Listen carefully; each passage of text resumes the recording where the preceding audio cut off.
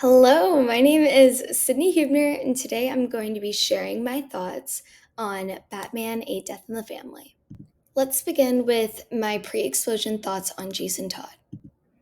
Well, he's always been kind of an interesting character to me. He's definitely not your typical Robin at all. He's a bit more edgier and unpredictable. You never really know what you're going to get with him. Like, he's definitely a little bit of a wild card. He kind of carries this rebellious spirit and definitely is not afraid to challenge Batman, which he's Batman is more mysterious and kind of closed off and reserved, has a lot of walls built up. So, in a way, it kind of makes him more compelling as a character because I find myself wondering, asking, being like, what is he going to do next? I have no idea. Like, I never knew what his next move was. So yeah, definitely had some mixed feelings. But I liked how he brought sort of a new energy, and I didn't really know what was gonna happen when he meshed with Batman's style. Okay, now let's move on to Jason Todd and the explosion. I felt like this entire scene was just super intense and really, really, really emotional. And I felt like it was a big shift in kind of the feel, like the fact that Batman couldn't save him felt like a punch in the gut, just like for everybody on all terms, like not just for Batman, but for anyone who is cheering for Jason or rooting him on. Like that was the moment my perspective shifted, and I kind of stopped seeing Jason as this fun, rebellious sidekick. And he kind of turned more into like this human embodiment of Batman's limitations and just a constant reminder that he does fall short and he does have some failures. It was like a turn from Jason being this reckless kid of freedom and a symbol to constantly remind Batman, like, now he's just a symbol to constantly remind Batman of all the things he can't accomplish and everywhere he falls short.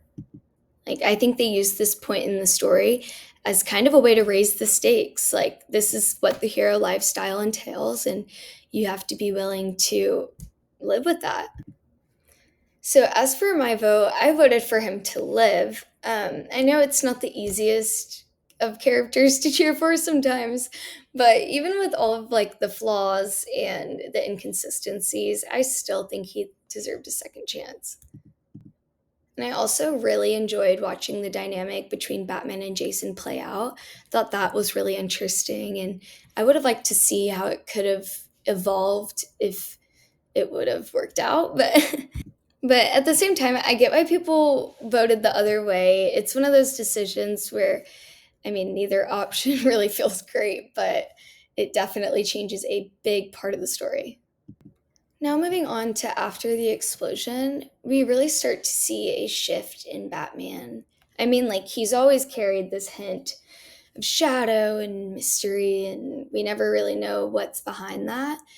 And I feel like that event just dug him deeper into that hole and felt more isolated, more cut off, more reserved, kind of like this relentless, all consuming darkness. Like he's haunted and just like stuck in this torturous state. You can definitely tell he carries a lot of guilt over what happened.